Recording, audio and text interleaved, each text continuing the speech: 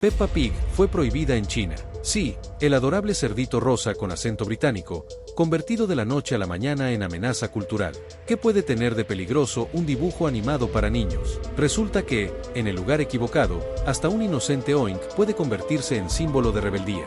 Pero lo más inquietante no es la censura en sí, sino lo que revela sobre un sistema que le teme más al sarcasmo que a la violencia. Esta es la historia de cómo un personaje infantil fue adoptado por una generación como bandera subversiva, y por qué eso puso nerviosos a los hombres más poderosos del mundo. En 2018, China emprendió una campaña de censura contra Peppa Pig, el popular personaje infantil británico. La plataforma de videos Douyin, versión china de TikTok, eliminó más de 30.000 videos relacionados con la cerdita rosa y bloqueó la etiqueta almohadilla Peppa Pig. Esta medida se basó en la percepción de que Peppa Pig se había transformado en un icono subversivo para una juventud ociosa y antisocial. La serie, que llegó a China en los años 2000 y ganó popularidad gracias a los capítulos doblados al mandarín, inicialmente fue bien recibida por padres y niños. Sin embargo, hacia finales de 2017, el personaje comenzó a atraer a jóvenes adultos, quienes compartían selfies con calcomanías de Peppa Pig y adquirían productos derivados como tazas y ropa con su imagen. El Global Times, un diario estatal, informó que algunos adolescentes y jóvenes en sus 20 se hacían tatuajes del personaje,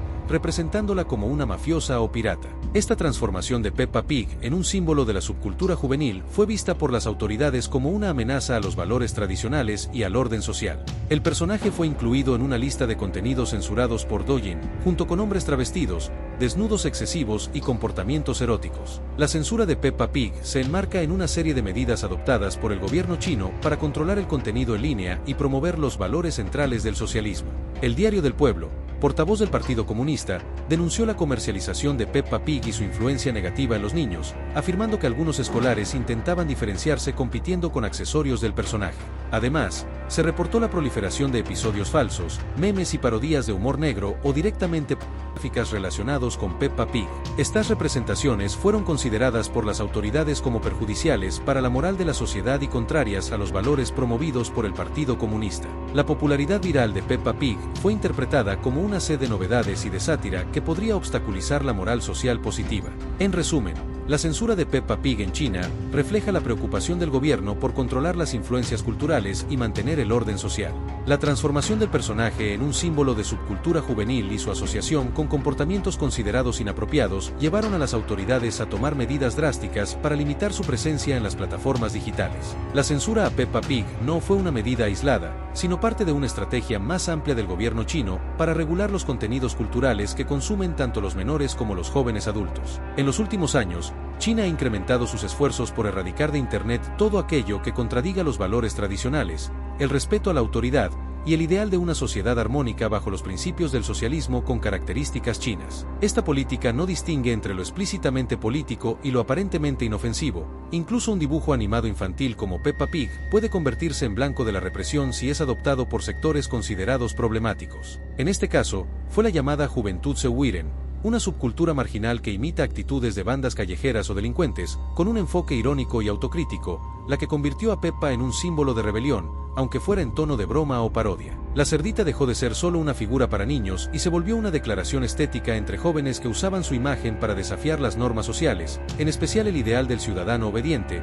aplicado tanto en la familia como en la esfera digital. La asociación de Peppa con esta subcultura fue suficiente para alarmar a las autoridades. El término Seum pasó a representar todo lo contrario a lo que el Partido Comunista promueve, una juventud obediente, productiva, patriótica y bien comportada. Los llamados niños mimados del Internet, usuarios que se burlaban abiertamente de los valores tradicionales usando símbolos infantiles de forma irónica, fueron rápidamente vigilados. En ese contexto, Peppa fue declarada una mala influencia no por lo que hacían sus capítulos oficiales, sino por cómo era reinterpretada por una nueva generación que se comunicaba a través de memes, tatuajes, stickers y videos cortos en plataformas como Douyin y Weibo. Las autoridades no vieron con buenos ojos que un personaje infantil se mezclara con iconografía de gángsteres, armas, lenguaje vulgar o estilos musicales urbanos como el trap, todo dentro de un ecosistema digital con millones de seguidores. Lo que resulta más revelador de este caso no es la censura del personaje en sí, sino lo que ésta revela sobre la forma en que el régimen chino interpreta el poder simbólico.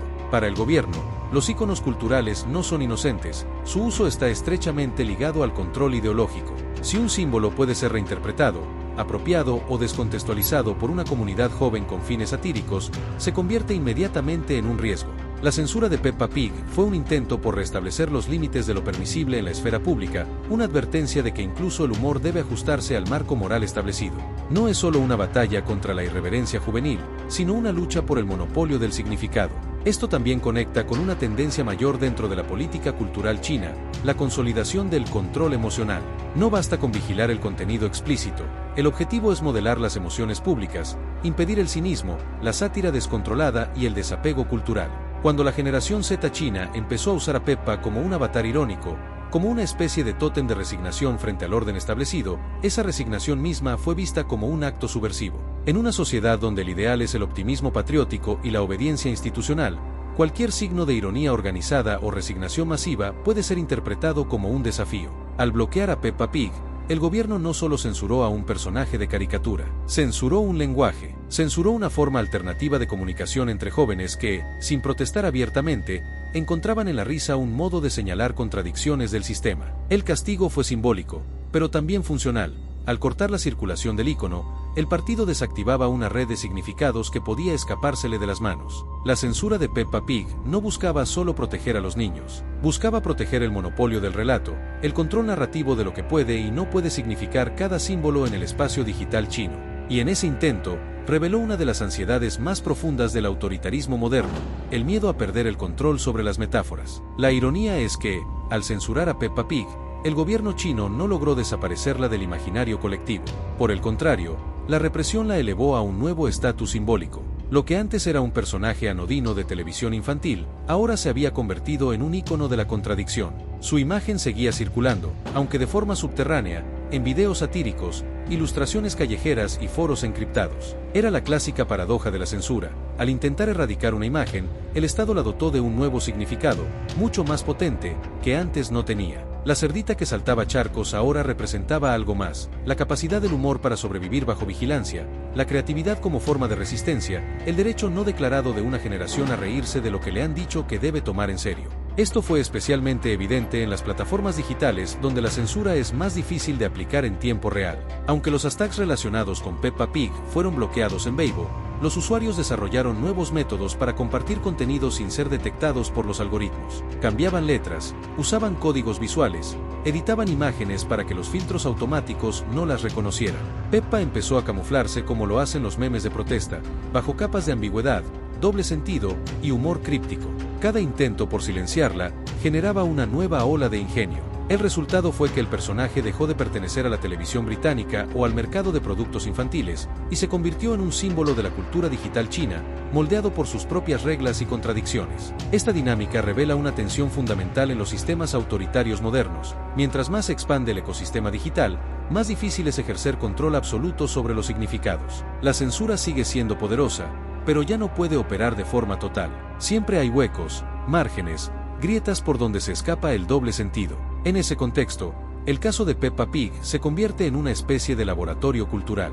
Nos muestra cómo el poder intenta domesticar lo simbólico, pero también cómo lo simbólico se escapa, se reinventa y vuelve con más fuerza. Esta cerdita no fue diseñada para desafiar al poder, pero en manos de una audiencia irónica y desencantada, se transformó en algo que sí podía hacerlo. Lo más inquietante es que esta apropiación simbólica no ocurrió en un vacío. Vino acompañada de una creciente insatisfacción generacional. Muchos jóvenes chinos sienten que no tienen espacio para expresar sus frustraciones de forma directa. Los canales de crítica están cerrados o estrictamente vigilados. En ese vacío, las bromas, los memes y los iconos modificados se convierten en refugios simbólicos. Representan cosas que no se pueden decir en voz alta. Así, Peppa Pig pasó de ser una caricatura a convertirse en una especie de máscara colectiva, una forma de comunicar algo sin decirlo explícitamente. Y cuando el gobierno lo entendió, decidió atacar no solo al personaje, sino a todo lo que podía representar. En este punto, la censura ya no era solo una cuestión de control de contenidos, era una operación quirúrgica sobre la sensibilidad colectiva, un intento por amputar una emoción, un gesto, una risa incómoda.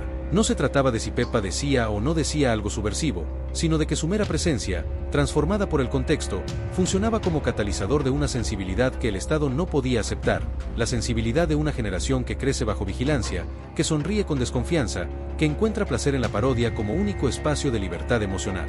En ese sentido, la batalla contra Peppa Pig fue también una batalla contra la imaginación. Pero la imaginación no se rinde fácilmente, y la generación que adoptó a Peppa como símbolo lo sabía. Su fuerza no venía del conflicto abierto, sino de la risa clandestina. En un país donde las formas tradicionales de protesta están prohibidas, el humor se vuelve el lenguaje más peligroso, no porque destruya el poder, sino porque revela que ese poder puede ser ridículo.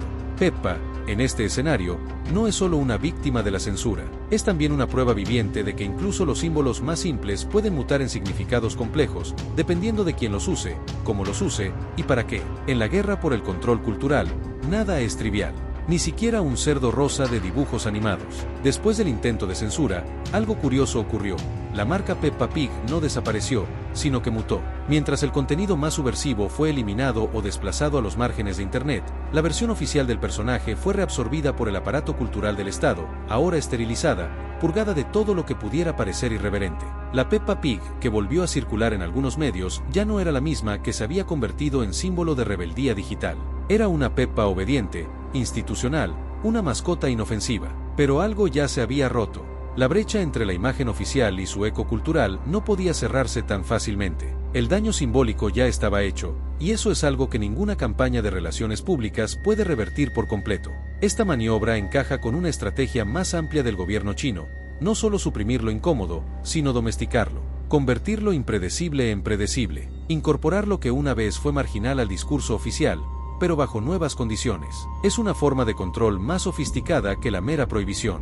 Al vaciar de sentido a los símbolos que antes habían escapado a su control, el Estado intenta reconquistar el terreno de lo simbólico. Y sin embargo, lo que esta estrategia revela es una profunda inseguridad institucional. Porque cuando un gobierno necesita reeducar a una caricatura para mantener su narrativa, no está combatiendo ideas, está combatiendo fantasmas. Está luchando contra la risa que ya ocurrió, contra el doble sentido que ya fue entendido, contra el símbolo que ya fue apropiado. Y esa lucha es, por definición, imposible de ganar del todo, porque no se trata solo de imágenes o mensajes, sino de sensibilidad cultural. Lo que ocurrió con Peppa Pig no fue una anomalía, fue un síntoma. En un ecosistema donde cada gesto puede ser leído políticamente, incluso el entretenimiento más aparentemente inocente puede volverse un detonador. No porque lo sea en esencia, sino porque el contexto lo transforma.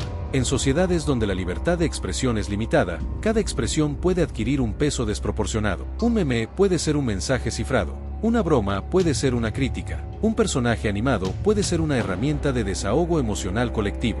Esto plantea una pregunta inquietante. ¿Cuánto poder tiene el Estado sobre el humor, la ironía, la cultura popular? En teoría, puede prohibir, censurar, borrar, pero no puede controlar del todo cómo una sociedad interpreta y resignifica esos actos. Y eso es lo que hace que casos como el de Peppa Pig sean más que una anécdota graciosa. Son una radiografía de las tensiones invisibles que atraviesan la vida cotidiana en regímenes autoritarios. La censura no es solo una forma de control externo, es una forma de moldear la percepción desde adentro. Una pedagogía del miedo. Un mensaje implícito que dice, no todo lo que te hace reír es seguro, pero el humor, como forma de inteligencia social, siempre encuentra grietas. La risa tiene memoria, y aunque las versiones oficiales intenten borrar las huellas, la gente recuerda, no a través de discursos, sino de sensaciones. La incomodidad de haber visto algo prohibido, el placer culpable de compartir un video que ya no se puede buscar, la complicidad silenciosa entre quienes entienden la broma. En ese nivel, la censura fracasa porque no puede controlar lo que se siente, solo lo que se muestra. Y ahí es donde personajes como Peppa Pig se vuelven peligrosos, no porque digan algo, sino porque ya dijeron lo suficiente en el momento justo. Al final, lo que queda es un testimonio ambiguo pero poderoso. Una caricatura británica que, por accidente o necesidad, se convirtió en espejo cultural de una generación atrapada entre la obediencia y la ironía. Un símbolo menor que se volvió mayor por todo lo que provocó. Un cerdo rosado que caminó por la cuerda floja entre el mercado infantil y la sátira política. Y que, sin proponérselo, nos enseñó que hasta en los escenarios más vigilados, la cultura no se deja domesticar tan fácilmente. Porque donde hay imaginación, hay resistencia. Donde hay humor, hay vida. Y donde hay censura, hay siempre alguien dispuesto a convertir incluso un inocente dibujo animado en una declaración silenciosa de libertad.